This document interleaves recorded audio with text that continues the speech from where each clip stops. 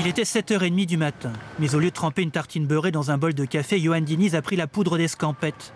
Il a planté le peloton des marcheurs au tout début de la course. Dans ce genre de perspective ambitieuse, voire de défi déraisonnable, faut tenir la route. Il restait 50 km, défoulés par milliers, des heures de bitume et de déhanchement, pour venir à bout de la distance et de l'adversité. Au dire des spécialistes, le rythme de Diniz est infernal. Sa vitesse de marche avoisine les 14 km/h. Pour le commun des coureurs, c'est une vitesse de course. Entre la marche de l'empereur Diniz et le chemin de croix des adversaires, le contraste est saisissant.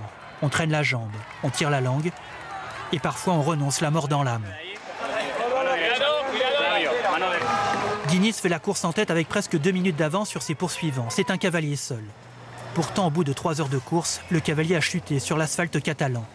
Mais aujourd'hui, Diniz était irrésistible. Après la chute, il a repris sa marche en avant.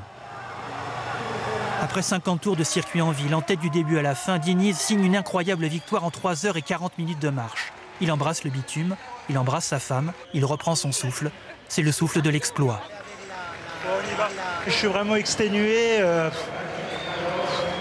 Faut peut-être me laisser 2 minutes parce que je vais tomber dans les pommes. Je suis vraiment fatigué. Il restait sur 2 échecs cuisants, aux Jeux Olympiques de Pékin et aux Mondiaux l'an dernier à Berlin. Je me concentrais que sur la tactique de mes adversaires et j'étais plus concentré sur moi. Et puis, quand tu es plus centré sur toi-même, sur une épreuve comme le 50 km, c'est pas bon, quoi.